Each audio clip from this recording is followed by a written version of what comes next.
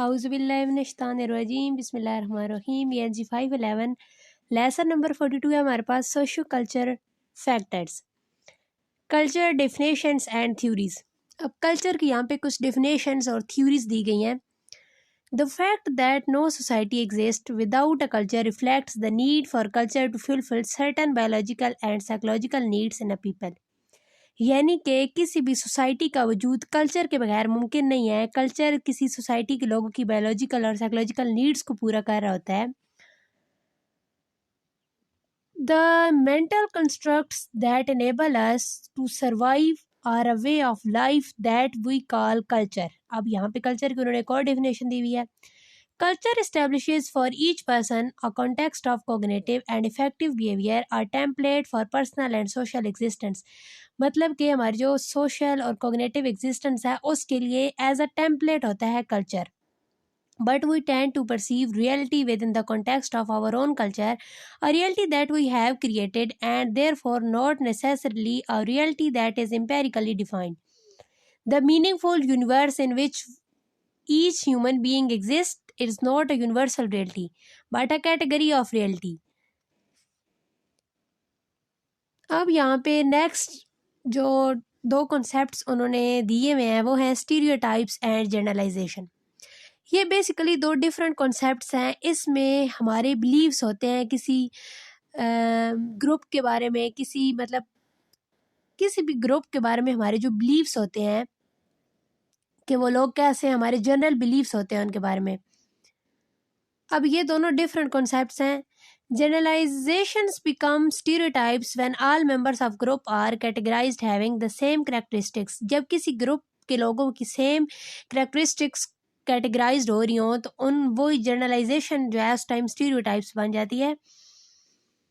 Can be linked to any type of cultural membership such as national, religion, gender, race और age। मतलब उन लोगों में same चीज़ क्या होती है? नेशनैलिटी, रिलीजन, जेंडर, रेस और as. Twain, like all of us, as times expressed caricatures of linguistics and cultural stereotypes in the bias of our own culture bound world review, we too often picture other cultures in a oversimplified manner। मतलब कि ना हम over simplified इस तरह से कह रहे होते हैं कि उस यानी ग्रुप में जो लोग आते हैं उनमें से ज़्यादातर की वो वाली क्वालिटीज़ होती हैं, उनमें वो वाली चीज़ होती है। जिस तरह से एग्जांपल के तौर पे जैसे कहा जा सकता है कि जो टीनेजर्स हैं, ऑल टीनेजर्स आर लेज़ी। अब उनमें से कुछ ऐसे भी टीनेजर्स होंगे जो कि लेज़ी नहीं होंगे, एक्टिव होंगे, बट ये कॉमन जो चीज़ होती है ज़्यादातर टीनेजर्स में, वो यहाँ पे उसको ओवर सिंप्लीफाइड किया गया है।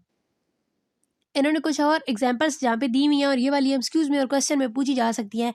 जैसे अमेरिका के लोगों के बारे में कहा जाता है कि वो Americans all are rich, informal, materialistics, overly friendly and drink coffee.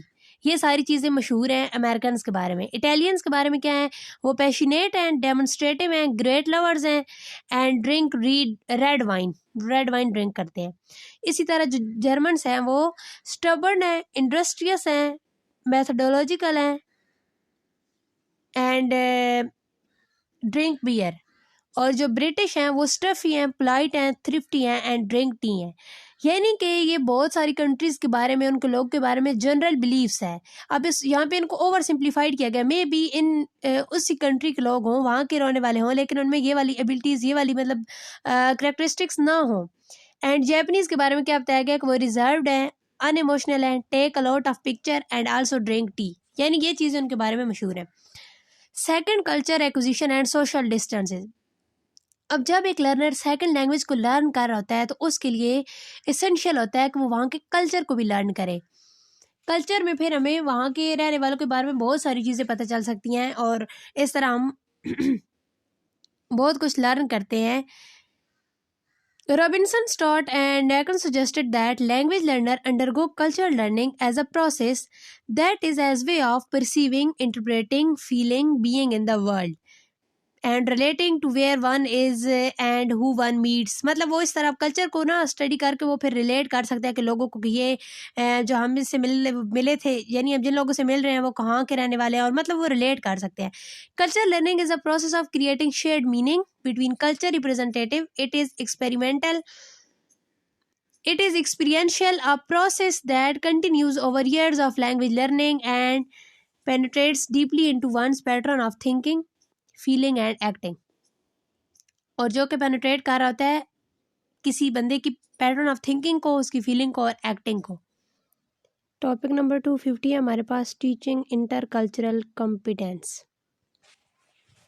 अच्छा, इस टॉपिक में बेसिकली ये बताया गया है कि जब एक लैंग्वेज लर्नर को कल्चर से रिलेटेड भी अवेयरनेस दी जाएगी, उसको कल्चर लर्निंग टेक्निक्स भी सिखाई जाएंगी, तो वो बेटर एटीट्यूड शो करेगा towards the language learning. Stevie cautions that learner can feel alienations in the process of learning a second language, alienations from people in their home culture, the target culture, and from themselves. In teaching an alien language, we need to be sensitive to the fragility of students by using techniques that promote culture understanding. A number of recent research studies have shown that positive effect of incorporating culture awareness in language classroom। यानी कि research से भी ये साबित हुआ है कि एक लैंग्वेज क्लासरूम के अंदर जो कल्चर अवेयरनेस है वो पॉजिटिव इफ़ेक्ट्स शो कराती है। Interviews of native speakers of the target language help learner in betterment studies to develop more positive attitudes toward the target language। जो native speakers के interviews हैं वो भी positive effect रखते हैं और develop करने में learner का positive attitude towards the target language culture develop करने में वो अहम किरदार अदा करते हैं ना। अच्छा, टॉपिक नंबर 251 है हमारे पास, language policy, language politics and world Englishes. Language policy में बेसिकली उन्होंने ये बताया हुआ है कि हर कंट्री के अंदर आइन के मुताबिक एक लैंग्वेज ऑफिशियल लैंग्वेज होती है, फिर वहाँ की जो रीजनल लैंग्वेज होती है उनकी तरक्की के लिए भी मतलब गवर्नमेंट जो है काम करेगी, ये सारा कुछ आइन में दर्ज होता है। हर लैंग्वेज से रिलेटेड हर कंट्री की अपनी पॉलिसी होती है और ये वेरी करती है स्टेट टू स्टेट।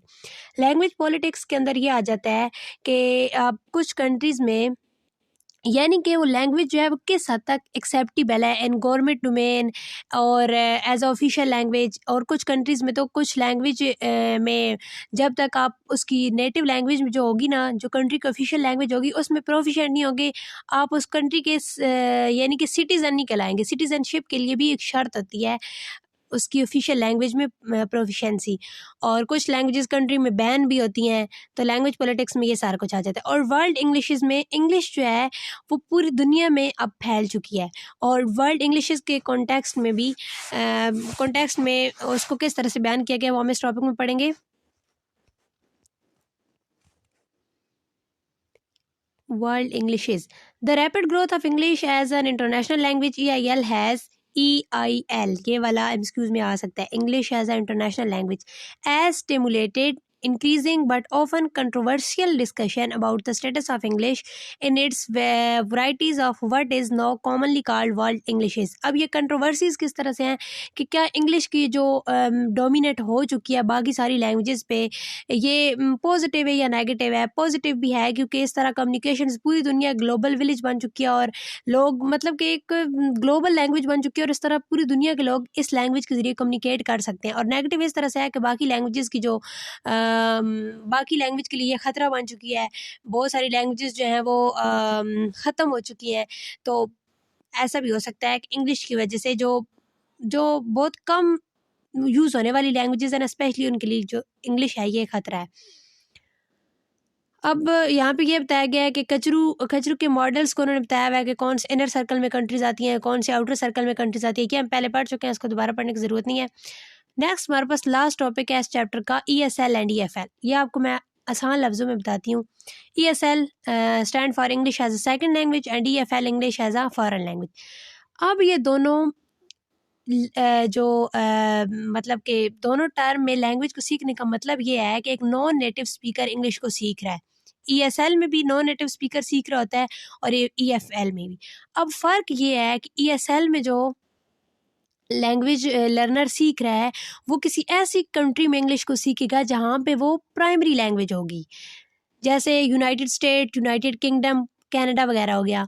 और जो EFL है, तो EFL के कॉन्टेक्स्ट में जो सेकंड लैंग्वेज को सीख रहा है, जो इंग्लिश को सीख रहा है, वो इंग्लिश या कोई भी लैंग्वेज हो सकती है, वो जिस लैंग्वेज को सीख रहा है वो उस कंट्री की प्राइमरी लैंग्वेज नहीं होगी। जैसे अब पाकिस्तान में रह के इंग्लिश सीखी जाए तो इंग्लिश पाकिस्तान में प्राइमरी लैंग्वेज तो नहीं है। इसी तरह यहाँ पे कुछ और कंट्रीज़ की एग्जांपल भी दी गई है, आप इसको एक दफ़ा पढ़ लीजिएगा। बस इसमें और ऐसा कुछ याद करने वाली चीज़ नहीं है।